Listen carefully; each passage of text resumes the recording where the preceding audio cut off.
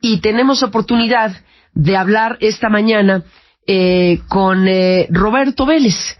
Roberto Vélez Grajales, que es el director ejecutivo del Centro de Estudios Espinosa Iglesias, que está presentando también una información muy relevante respecto al tema de la educación en nuestro país. Un análisis sobre algo que no hay que darle vueltas, es una crisis educativa en México, y sobre esto el Centro de Estudios Espinosa Iglesias y sus especialistas pues están advirtiendo de que es urgente, la palabra es urgente, tomar acciones y medidas frente a este panorama.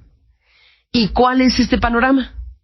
Gracias, Roberto, por estar aquí esta mañana. Buenos días y bienvenido. Buenos días, Carmen. Un gusto estar contigo, como siempre. Igualmente. ¿Qué han identificado? ¿Cuál es su radiografía? Pues mira, justamente estaba escuchando a Fernando lo que comentaba sobre el tema de aprendizajes. Nosotros el año pasado, en un documento de investigación que elaboramos en conjunto con Luis Ángel Monroy Gómez Franco y con Luis Felipe López Calva, a que conoces muy bien, sí.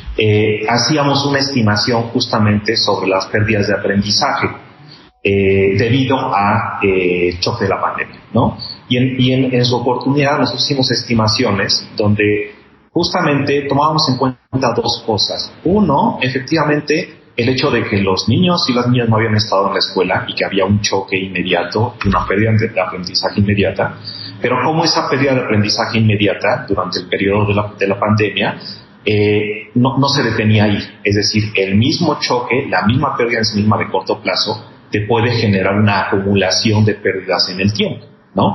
Imagínate que tienes a un estudiante que se queda atrás durante el periodo de la pandemia, y cuando regresa a clases, si todo se asume como si hubiera estado exactamente igual que antes de la pandemia, es muy difícil que puedan reconectar, ¿no? Entonces, no solamente es un problema del periodo de la pandemia, del periodo del tiempo que estuvimos con clases a distancia, sino que si no atendemos la problemática acumulada durante ese tiempo, se nos acumula más. Y como tú bien sabes, nosotros en el centro nos dedicamos a temas de movilidad social intergeneracional.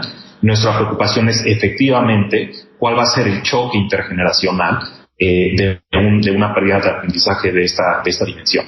Fernando mencionaba unos números sobre el número de años promedio de pérdida. En el caso mexicano, con nuestra estimación, en promedio estamos calculando una pérdida de aprendizaje de 2 años, un poquito más de 2 años. Pero nosotros tenemos la posibilidad, con base en nuestra encuesta de movilidad social, de hacer estimaciones regionales. Y entonces no únicamente tomamos en cuenta las diferencias de recursos económicos y recursos educativos con los cuales los padres hicieron frente al choque desde los hogares, sino también cómo las diferencias de infraestructura y de servicios en las regiones profundizan esta problemática. Entonces, por ejemplo, esto de los 2 años que yo te mencionaba, en el caso del sur-sureste, pues incrementa hasta 3 años, ¿no? Y todo esto son promedios, porque como te decía, tomamos en cuenta recursos económicos y educativos de los padres de familia, y nosotros sabemos que en México hay una gran desigualdad en ese sentido. Entonces, ¿a qué nos estamos enfrentando? A una situación donde si no hay un diagnóstico adecuado sobre la problemática y con base en ese diagnóstico no se diseña una estrategia para combatir el problema, entonces esto se va a traducir ya desde ahora, con la legislación que tenemos, con la inserción laboral temprana que estamos teniendo, y dentro de 12, 15, 20 años, pues en un problema social muy serio. Bueno, hemos visto en el informe del Centro Espinosa Iglesias que percibe la población o las familias como muy alta. Un 46% de maestros perciben alta la pérdida de aprendizaje. Los maestros mismos están percibiendo, pues, de esta manera la pérdida de aprendizaje. ¿Cómo se entiende, aunque parezca obvio, te lo pregunto, este concepto? ¿Qué es pérdida de aprendizaje? Pérdida de aprendizaje, lo voy a poner con un ejemplo muy simple. Tenemos un examen estandarizado en tercero de secundaria, nos lo aplican, sacamos cierto puntaje, ¿no? Sí. ¿Qué pasa si se lo aplicamos a alguien en tercero de secundaria que recibió el choque de la pandemia, ¿no?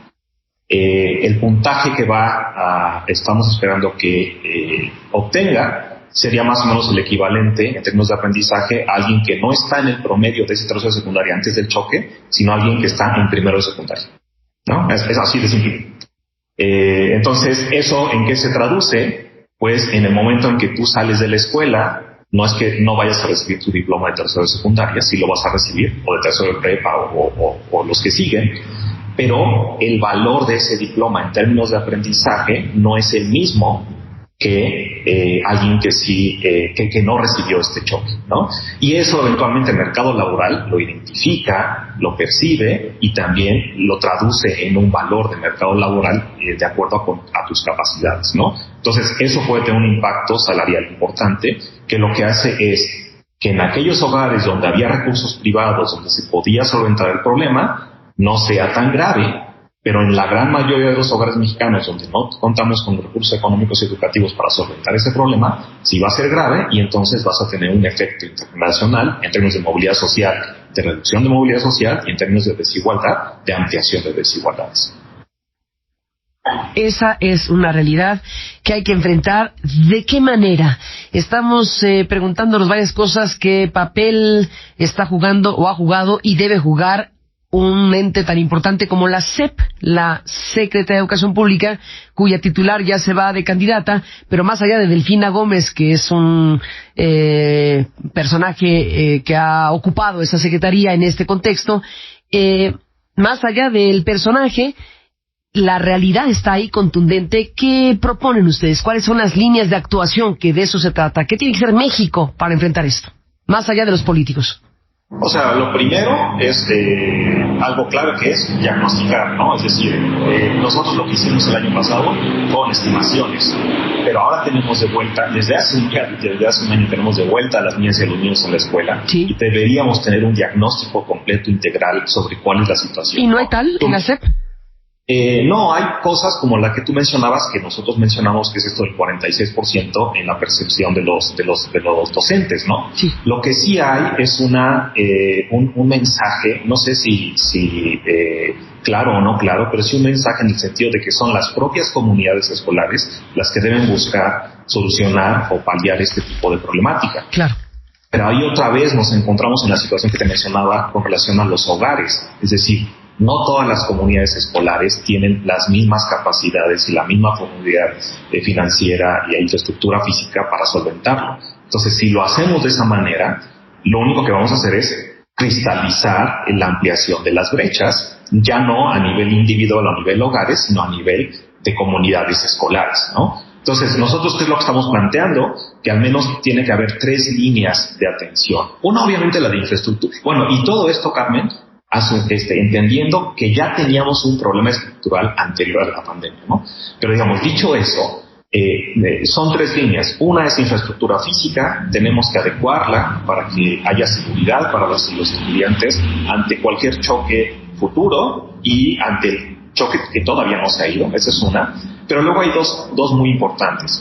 Las y los docentes están al límite del esfuerzo, requieren de más capacitación, pero no únicamente capacitación, sino también requieren trabajo complementario, es decir, una mayor inversión de recursos humanos, tanto con los que contamos con la necesidad de otros recursos humanos. Y hay una segunda línea que es clave, que es la parte socioemocional. Fernando hace un momento mencionaba, ¿no?, todo este problema de violencia, en fin, todo lo que sucedió al interior de los hogares. No solo hubo violencia, hubo pérdidas humanas, hubo pérdida de seguridad económica, en fin, todo este tipo de cosas, y eso en las niñas y los niños genera un impacto socioemocional muy importante, ¿no? Y entonces, en ese sentido, debería haber una inversión muy importante para que haya capital humano que esté disponible para que atienda esta problemática que los niños y las niñas están viviendo. Pues totalmente, ya como digo, los especialistas, ya sea de UNICEF, ya sean ustedes como Centro Espinosa Iglesias, la propia UNESCO también ha emitido informaciones muy relevantes al respecto. Cuando vemos lo que UNESCO pues informa sobre estos, los efectos en la población infantil y adolescente por estos cierres en las escuelas producto de la pandemia, lo que ha sucedido en estos últimos pocos años y la pérdida de aprendizaje y este incremento también importante en la tasa de abandono escolar, pues es algo que tiene que enfrentarse con mucha claridad y con mucha nitidez, porque como bien lo explicas y lo dijo Fernando y la UNESCO lo plantea, que estamos frente a una afectación, cito a la UNESCO, desproporcionada. Las afectaciones de todo esto son desproporcionadas en los alumnos más vulnerables. O sea, todo esto que afecta a todo mundo, en el caso de los más vulnerables, que es la mayoría en este país, pues es, cito de nuevo a la UNESCO, desproporcionado. Estamos hablando de efectos muy, muy graves, muy, muy delicados, y tendría que haber una discusión nacional sobre cómo enfrentar este y otros fenómenos asociados precisamente a los efectos de la pandemia. Ya escuchamos varios de los temas. Desde luego el aprendizaje, la educación es crucial, pero está la violencia, que también es un elemento, pero está la obesidad, que también es otro elemento. Todos estos ingredientes de una realidad que está ahí, pues deben ser un llamado de atención para todos nosotros en términos de lo que debería estarse poniendo como prioritario en este país. Así que bueno, pues gracias por estar aquí y contarnos. Estamos hablando, Roberto Vélez Grajales, de esta información que ustedes han compartido, que están compartiendo. Y ustedes dicen, por lo pronto no vemos, porque claramente no la hay, una estrategia federal que integralmente enfrente este panorama. Tú también lo dices con mucha claridad, hay medidas y acciones que tienen que tomarse de manera muy directa en cada comunidad, en cada colegio, en cada familia, en cada escuela, pero también debe haber una estrategia que promueva y favorezca eso. Y ahí no vemos que haya muchos ejes donde agarrarse. Pues no lo estamos viendo, Carmen, y por eso, aunque nosotros hicimos el llamado el año pasado con los resultados de este estudio que te mencionamos, pues este año, otra vez, antes del inicio de clases, reiteramos ese llamado, ¿no? Es un llamado urgente para que la autoridad educativa tome cartas en el asunto. Déjame cerrar esta conversación contigo, Roberto Vélez, preguntando si ya habrá entregado, no lo sé, pero habríamos de preguntarte si tú lo sabes, si ya la SEP habrá entregado el resultado de una encuesta que la SEP levantó, la Secretaría de Educación Pública, precisamente sobre estos temas. El INAI ordenó hace algunas semanas a la SEP entregar el contenido de las respuestas de la encuesta de pérdida de aprendizajes, abandono escolar y necesidades de formación para docentes. Esto lo levantaron en abril, si no me equivoco. Alguien con mucho ojo pidió a la SEP que le diera las respuestas que se hayan obtenido en esta encuesta sobre la pérdida de aprendizaje, sobre el abandono escolar y sobre necesidades de formación para docentes, y la SEP, con X o Y argumentaciones, se negó a entregar esta información, y entonces ese alguien, que no sé quién es, le pidió al INAI que resolviera el tema, y el INAI le ordena a la SEP que entregue esas respuestas. Ahí me quedé. No sé si sabes si esa información ya existe, públicamente disponible. Puedo estar confundido, pero es cuando hacemos referencia a esto del 46%. ¿Puede ser? De la percepción de docentes. Ese es un levantamiento que se hizo en enero-febrero, y la Subsecretaría de Educación Básica reportó este resultado del 46% en un documento de abril, ¿no? En ese momento, hasta donde yo tengo entendido, la base de datos como tal no estaba disponible, y es probable que se estén refiriendo a eso. Claro. ¿No? Pero habría que confirmarlo. Es probable que se refieran a eso, y quien está pidiendo información, pues es que está pidiendo las respuestas.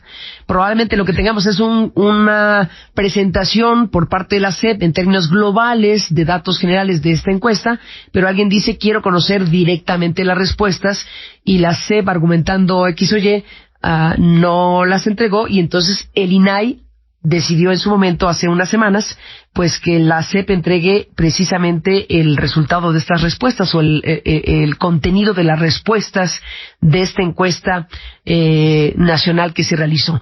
Vamos a precisar el tema, pero por lo pronto hay información levantada de manera oficial, que es muy importante conocer de la manera más amplia posible, y por lo pronto pues seguir hablando del tema para tener pues estos temas como prioritarios, vuelvo a decir, en un país como el nuestro. Así que, Roberto, gracias por estar aquí y contarnos de lo que el Centro Espinosa Iglesias está planteando y la urgencia que están subrayando de que se desarrolle una estrategia federal ante esta situación que sin duda es grave. Gracias, Roberto.